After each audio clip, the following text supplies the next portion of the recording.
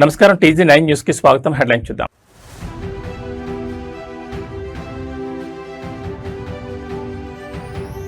కుప్పం వేదికగా ఏపీ పారిశ్రామిక విప్లవం, స్పీడ్ ఆఫ్ డూయింగ్ బిజినెస్ కు సీఎం చంద్రబాబు శ్రీకారం.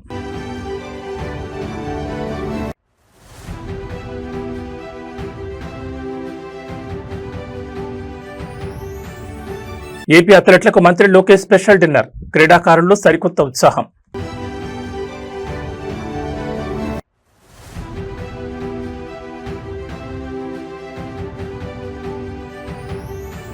ఢిల్లీ వేదికగా తెలంగాణ కీలక డిమాండ్, కేంద్ర మంత్రి అన్నపూర్ణాదేవితో ఉన్నత స్థాయి భేటీ.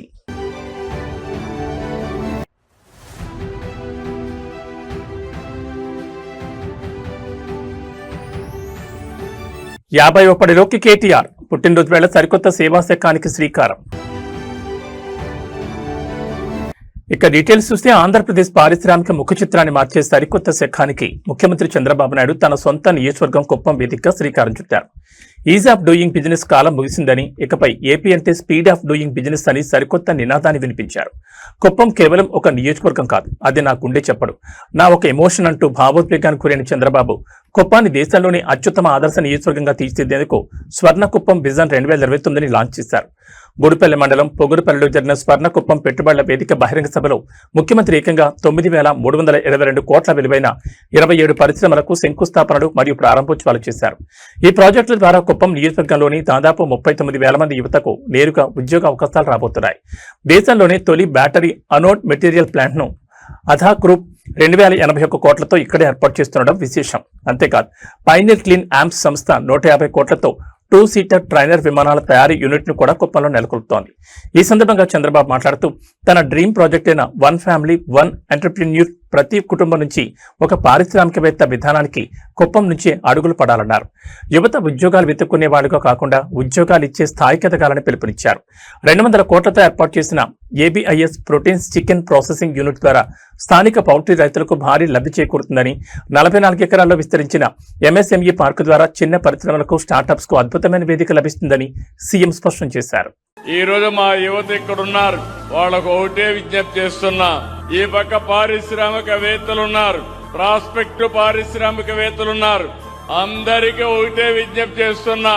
మీకు మంచి ఉద్యోగం కావాలంటే బెస్ట్ ఉద్యోగాన్ని ఇప్పించే బాధ్యత ముఖ్యమంత్రిగా నేను తీసుకుంటానని మీ అందరికీ హామీ ఇస్తున్నా. ప్రపంచంలో ఉండే బెస్ట్ కంపెనీలు ఇక్కడ తీసుకొస్తాం. రెండోది, నేను కోరుకునేది మా యువత మీరు ఉద్యోగం చేయడం కాదు, మీరు ఉద్యోగాలు ఇచ్చే పరిస్థితిలో ఉండాలంటే మీరు పరిశ్రమలు పెట్టాలి, MSMEలు పెట్టాలి, స్టార్టప్ కంపెనీలు పెట్టాలి.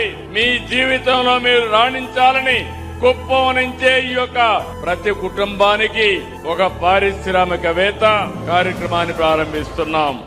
అంతర్జాతీయ క్రీడా వేదికలపై భారత త్రివర్ణ పతాకంతో పాటు ఆంధ్రప్రదేశ్ ఖ్యాతిని సగర్వంగా చాటి చెప్పేందుకు మన ఏపీ అథ్లెట్లు సిద్దమవుతున్నారు.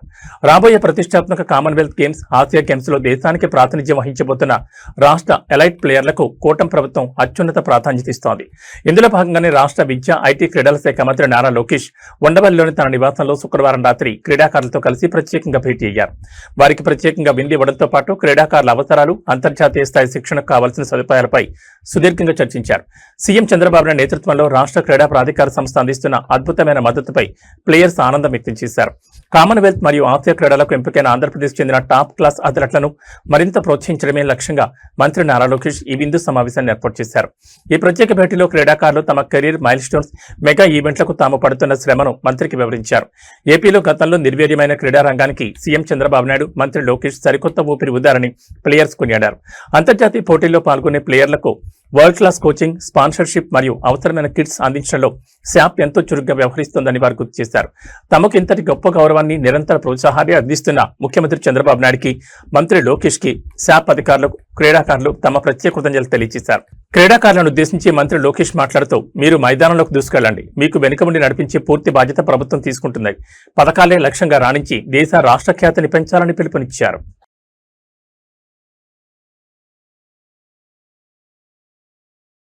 కేంద్ర రాష్ట్ర ప్రభుత్వాల భాగస్వామ్యంతో నడిచే మహిళా శిశు సంక్షేమ పథకాలకు సంబంధించి తెలంగాణ ప్రభుత్వం ఢిల్లీ వేదికగా అత్యంత కీలకమైన డిమాండ్లను కేంద్రం ముద్రించింది.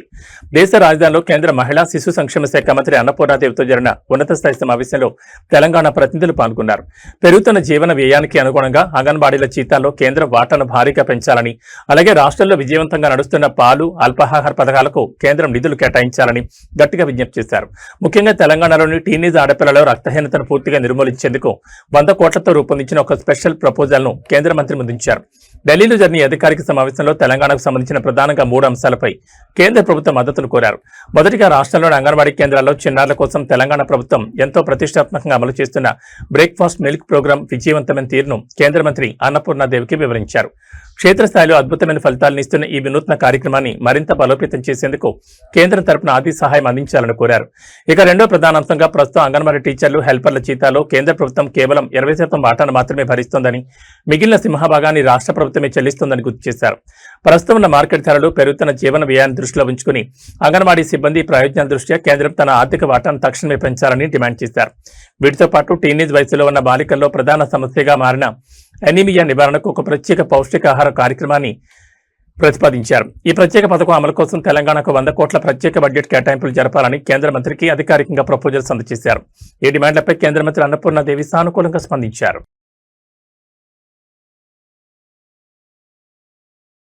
రాజకీయాల్లో నిత్యం బిజీగా ఉంటూ ప్రజా సమస్యలపై గళమెత్తే బీఆర్ఎస్ వర్కింగ్ ప్రెసిడెంట్ కేటీఆర్ తన వ్యక్తిగత జీవితంలో ఒక అద్భుతమైన మైలుస్టోన్ మరింత అర్థవంతంగా మార్చుకున్నారు.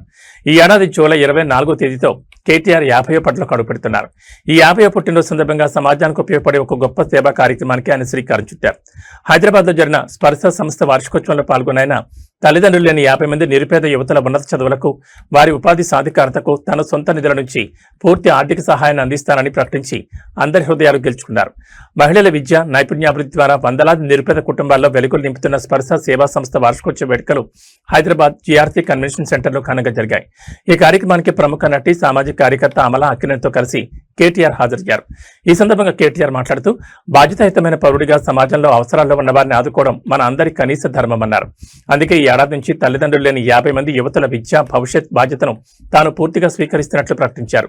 ప్రభుత్వ సాయంతో సంబంధం లేకుండా తన సొంత సంపాదన నుంచి ఈ 50 మంది విద్యార్థుల ఫీజులు, హాస్టల్ ఖర్చులు మరియు ఇతర విద్యా సామగ్రి ఖర్చులను భరిస్తానని స్పష్టం చేశారు.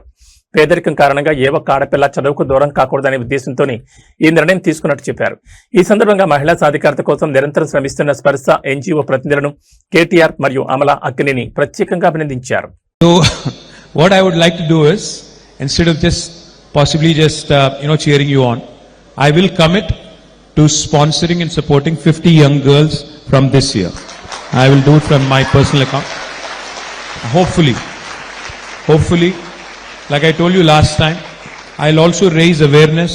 I'll also connect you to more people. I'll probably also help you connect to other, good donors who would come forward, who would also fund you. And I'm hoping that, I'm only doing this with one intent. My daughter is 17. She goes to college this year. And I can imagine if she didn't have a father, if she didn't have a parent, if she had an upward battle, what could have happened to her? I think, there's no point in living as a human being if you don't have that empathy, if you don't have that sense of despair when you see somebody who is underprivileged, sense of frustration when you can't help somebody who is in need. Today, I think whoever is upstairs has been very kind to me, has given me a lot, and whatever little I can give back to the society in the form of supporting these wonderful initiatives. Global manufacturing hub గా భారత్ నిలిపే దిశగా కేంద్ర ప్రభుత్వం మరో భారీ అడుగు వేసింది. దేశ ఆర్థిక పారిశ్రామిక రంగాల రూపురేఖలను మార్చేలా శనివారం ఒకే రోజు 1,00,000 కోట్లకు పైగా నిధులతో కూడిన మెగా ప్రాజెక్టులకు ప్రధానమంత్రి నరేంద్ర మోడీ స్వయంగా శ్రీకారం చుట్టారు. రాజస్థాన్, గుజరాత్ రాష్ట్రాల్లో సుదీర్ఘంగా సాగిన ఈ పర్యటనలో విమానయానం, మెట్రో రవాణా, గ్రీన్ ఎనర్జీ, పెట్రోకెమికల్స్ తో పాటు ఎంతో కాలంగా దేశం ఎదురు చూస్తున్న సెమీ కండక్టర్ చిప్ తయారీ రంగానికి మోదీ బూస్టింగ్ ఇచ్చారు. ప్రధాని నరేంద్ర మోడీ తన పర్యటన రాజస్థాన్లోని జోధ్పూర్ లో ప్రారంభించారు. అక్కడ 480 కోట్లతో ఏటా 20 లక్షల మంది ప్రయాణికులను హ్యాండిల్ చేసే సామర్థ్యంతో రాజస్థాన్ రాయల్ హెరిటేజ్ శైలిలో నిర్మించిన సరికొత్త ఎయిర్పోర్ట్ టెర్మినల్ ను ప్రారంభించారు. ఇదే వేదికపై నుంచి దేశవ్యాప్తంగా విమానయాన రంగాన్ని మరింత బలోపేతం చేసేందుకు 28,840 కోట్ల అంచనా వ్యయంతో మోడిఫైడ్ ఉడాన్ పథకానికి గ్రీన్ సిగ్నల్ ఇచ్చారు. అనంతరం బాలోత్రాలోని పచ్పదరకు చేరుకున్న ప్రధాని హిందుస్థాన్ పెట్రోలియం మరియు రాజస్థాన్ ప్రభుత్వం సంయుక్తంగా 79,450 కోట్లతో నిర్మించిన దేశంలోని మొట్టమొదటి greenfield integrated refinery come petrochemical complex ను జాతికి అంకితం చేశారు. అలాగే 13,000 కోట్ల జైపూర్ మెట్రో ఫేజ్ 2 ప్రాజెక్టుకు శంకుస్థాపన చేయడంతో పాటు బికనీర్లో నిర్మించిన 1300 మెగావాట్ల సోలార్ పవర్ ప్లాంట్ ను ప్రారంభించారు. ఇక పర్యటన ముగింపులో గుజరాత్లోని సనంద్కు చేరుకున్న PM Modi India semiconductor machine కింద 7,500 కోట్లతో టాటా మరియు సిజీ సెమీ సంయుక్తంగా నిర్మించిన అత్యాధునిక ఓఎస్ఏటి సెమీ కండక్టర్ ప్లాంట్ ను లాంచ్ చేశారు. ఆటోమొబైల్, 5G, కృత్రిమ మేధస్సు, AI రంగాలకు అవసరమైన చిప్లను ఈ ప్లాంట్ దేశీయంగానే అందించబోతోంది. ఆంధ్రప్రదేశ్లో అధికారంలో ఉన్న కూటమి ప్రభుత్వానికి ఇప్పుడు సొంత పార్టీల అంతర్గత విభేదాలు పెద్ద తలనొప్పిగా మారుతున్నాయి. వైఎస్ఆర్ కడప జిల్లా బద్వేల్ నియోజకవర్గ తెలుగుదేశం పార్టీలో వర్గపోరు ఒక్కసారిగా బట్టబయలింది. నియోజకవర్గంలో రితీష్ రెడ్డి, సూర్యనారాయణ రెడ్డి వర్గాల మధ్య చాన్నాళ్లుగా సాగుతున్న ఆధిపత్య పోరును శాంతింపజేసేందుకు వెళ్లిన రాష్ట్ర మంత్రి సవితకు తీవ్ర చేదు అనుభవం ఎదురైంది. మంత్రి ముందే ఇరు వర్గాల నాయకులు, కార్యకర్తలు ఒకరిపై ఒకరు రెచ్చిపోతూ తమ నాయకుడికి ఇన్ఛార్జ్ పదవి ఇవ్వాలంటూ భారీ ఎత్తున నినాదాలు చేశారు. దీంతో సమన్వయ కమిటీ సమావేశం కాస్త తీవ్ర రసాభాత్గా మారింది. బద్వేల్ నియోజకవర్గంలో టీడీపీ బలాన్ని పెంచేందుకు పార్టీ అధిష్టానం కొన్ని కీలక మార్పులకు శ్రీకారం చుట్టింది. ఇందులో భాగంగా గతంలో చురుగ్గా ఉన్న రితీష్ రెడ్డిని కొంతకాలంగా పక్కన పెడుతూ సూర్యనారాయణ రెడ్డికి నియోజకవర్గ పూర్తి బాధ్యతలను అప్పగించేందుకు అధిష్టానం ముమ్మర ప్రయత్నాలు చేస్తోంది.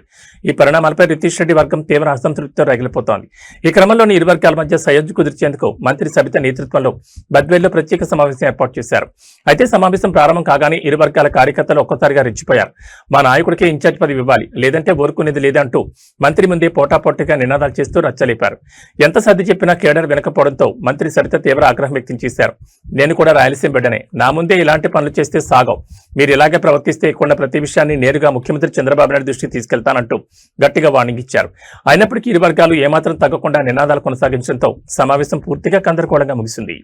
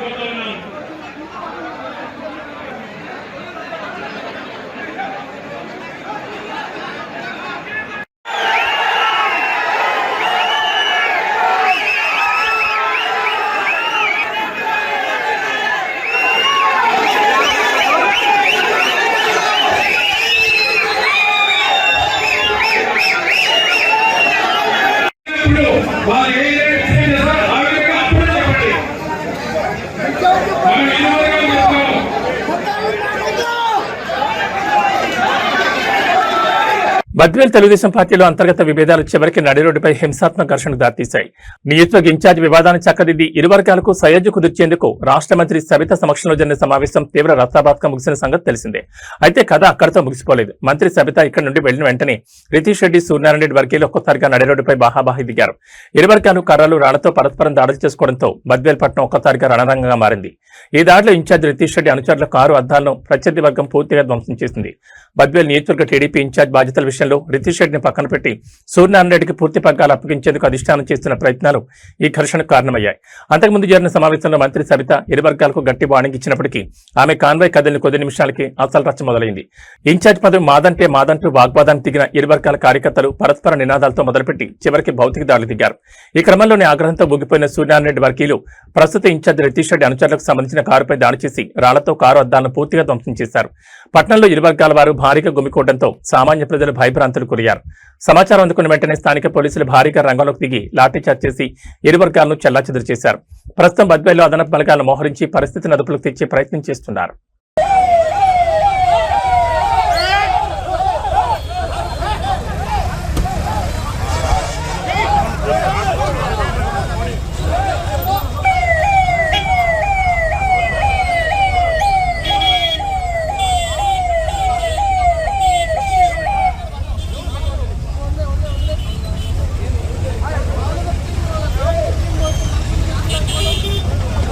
హైదరాబాద్ నగరంలో చెరువుల పరిరక్షణ, ఎన్క్రోచ్మెంట్ల తొలగింపు పేరిట దూసుకుపోతున్న హైడ్రా బుల్డోజర్లు చివరికి పేద మధ్యతరగతి ప్రజల పొట్టకొడుతున్నాయా? లంబాడీలు, బడా వ్యాపారుల అక్రమ కట్టడాలను ముట్టుకోని అధికారులు వీధి వ్యాపారులపైనే తమ ప్రతాపం చూపిస్తున్నారా? కూకట్పల్లి ఏరియాలోని మోతీనగర్ చౌరస్తా సాక్షిగా ఈ రోజు జరిగిన హైడ్రా కూల్చివేతల పర్వం చూస్తే ఎవరికైనా కన్నీళ్లాగు. ఎలాంటి ముందస్తు సమాచారం, నోటీసులు లేకుండా శనివారం ఉదయాన్నే విరుచుకుపడ్డ అధికారులు సుమారు కొన్ని వందల చిన్న చిన్న వ్యాపార దుకాణాలు నేలమట్టం చేశారు. భర్తను కోల్పోయి ఒక చిన్న షాపు ద్వారా జీవనం సాగిస్తున్న ఒక అభాగ్యురైన మహిళా వ్యాపారి ఆవేదన నగర ప్రజలను కదిలిస్తోంది.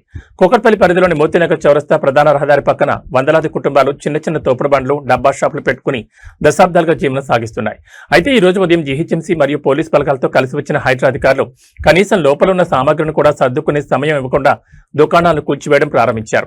ఈ క్రమంలో భర్తను కోల్పోయి ఆ చిన్న షాపే సర్వస్వంగా బతుకుతున్న ఒక మహిళ తన జీవనోపాధిని బుల్డోజర్లు మింగేస్తుంటే అధికారుల కాళ్లపై పడి రోధించిన తీరు ఆ కుండవారిని కలిచివేసింది.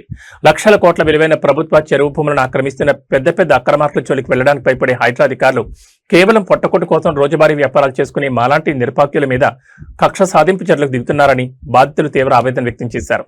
కనీసం ప్రత్యామ్నాయం చూపించకుండా ఇలా రోడ్డున పడేస్తే తమ పిల్లలతో కలిసి ఎక్కడికి వెళ్లాలని, తాము ఎలా బతకాలని బాధితులు ప్రభుత్వాన్ని కన్నీళ్లతో నిలదీస్తున్నారు.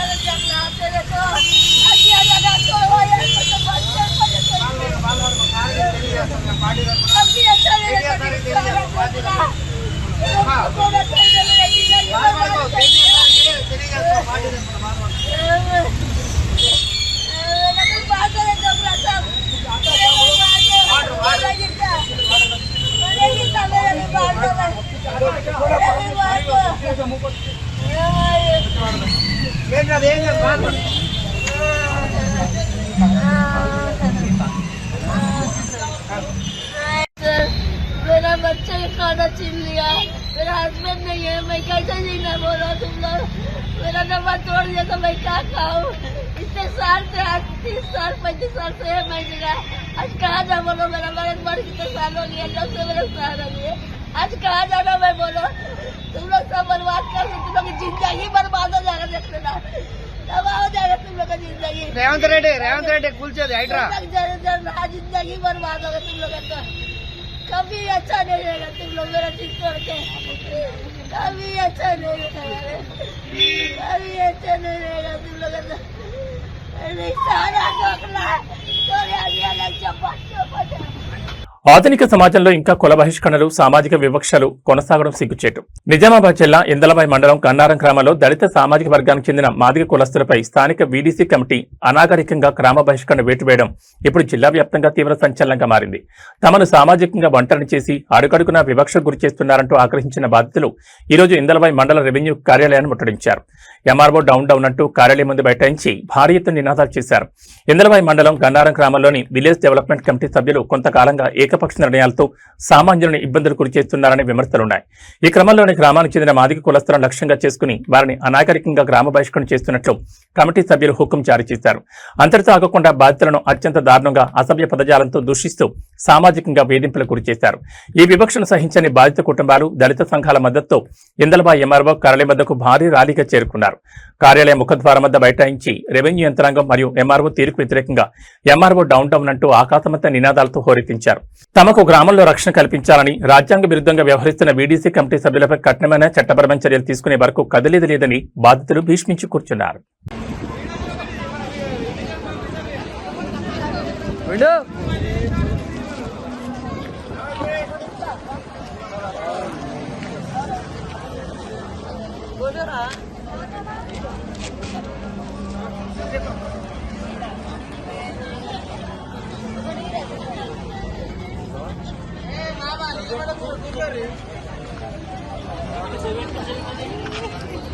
జయసేన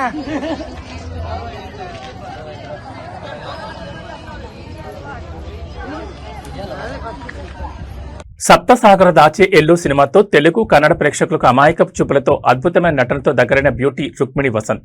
స్క్రీన్ పై చాలా పద్ధతిగా, హోమ్లీగా కనిపించే ఈ కన్నడ కస్తూరిలో ఇంత క్యూట్ అండ్ ఫన్నీ యాంగిల్ కూడా ఉందా అనిపించేలా ఓ క్రేజీ వీడియో ఇప్పుడు నెట్జన్లను తెగ నవ్విస్తోంది.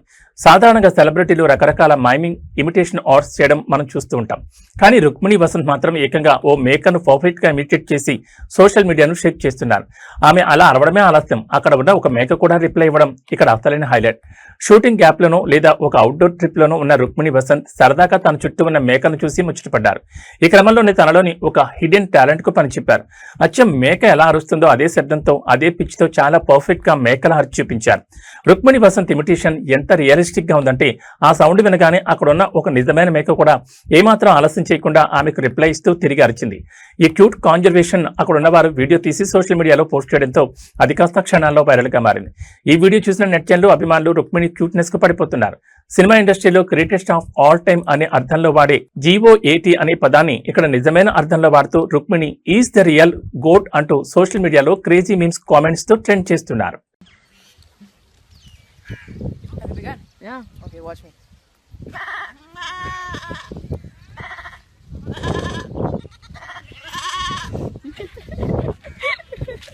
గత 2 రోజులుగా వరుసగా భారీ పెరుగుతూ కొనుగోలుదారుల కుండెల్లో రైలు పరిగెత్తించిన బంగారం ధరలు ఇవాళ పసిడి ప్రియులకు స్వల్ప ఉపశమనాన్నిచ్చాయి. హైదరాబాద్ బులియన్ మార్కెట్లో వరుసగా పరుకు బ్రేక్ వేస్తూ ఇవాళ గోల్డ్ రేట్లు స్వల్పంగా తగ్గుముఖం పట్టాయి. అంతర్జాతీయంగా డాలర్ ఇండెక్స్ ఒడిదుడుకులు, మార్కెట్ లాభాల స్వీకరణ నేపథ్యంలో 24 క్యారెట్ల మేలిమి బంగారం మరియు 22 క్యారెట్ల ఆభరణాల బంగారం ధరల్లో మార్పులు చోటు చేసుకున్నాయి. అయితే వెండి మాత్రం ఏమాత్రం తగ్గకుండా కిలో 2,60,000 రూపాయల గరిష్ట స్థాయి వద్ద కొనసాగుతోంది. హైదరాబాద్ బులియన్ మార్కెట్లో ఇవాళ 24 క్యారెట్లకు చెందిన 10 గ్రాముల మేలిమి బంగారం ధర 270 రూపాయల మేర తగ్గింది. దీంతో నిన్నటి భారీ ధర నుంచి దిగివచ్చి ప్రస్తుతం మార్కెట్లో 10 గ్రాముల రేటు 1,46,730కి చేరింది. అదేవిధంగా సామాన్యులు ఎక్కువగా కొనుగోలు చేసి 22 క్యారెట్లకు చెందిన 10 గ్రాముల ఆభరణాల బంగారం ధర కూడా 250 మేర తగ్గింది. ఈ తగ్గుదలతో ప్రస్తుతం మార్కెట్లో 22 క్యారెట్ల గోల్డ్ రేటు 1,34,500 పలుకుతోంది. బంగారం ధరలు ఇలా స్వల్పంగా దిగివచ్చినా వెండి మాత్రం ఏమాత్రం తగ్గలేదు. మార్కెట్లో ఇవాళ కేజీ వెండి ధర 2,60,000 వద్దే ఎలాంటి మార్పు లేకుండా స్థిరంగా కొనసాగుతోంది.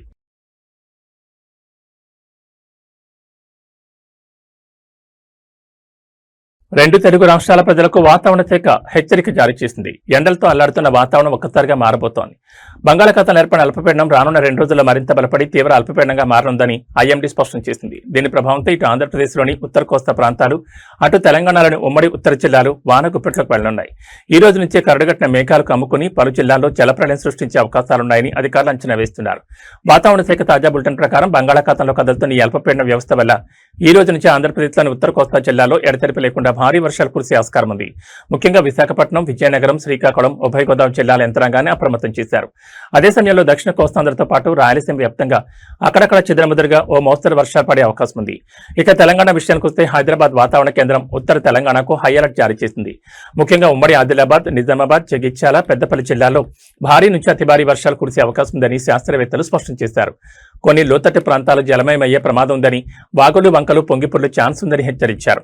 వర్షాలతో పాటు గంటకు 40 నుంచి 50 కిలోమీటర్ల వేగంతో ఈదురుగాలులు వీస్తాయని పిడుగులు పడే ప్రమాదం కూడా ఉన్నందున రైతులు, గ్రామీణ ప్రజలు చెట్ల కింద, బలహీనమైన గోడల కింద ఆశ్రయం పొందొద్దని సూచించారు.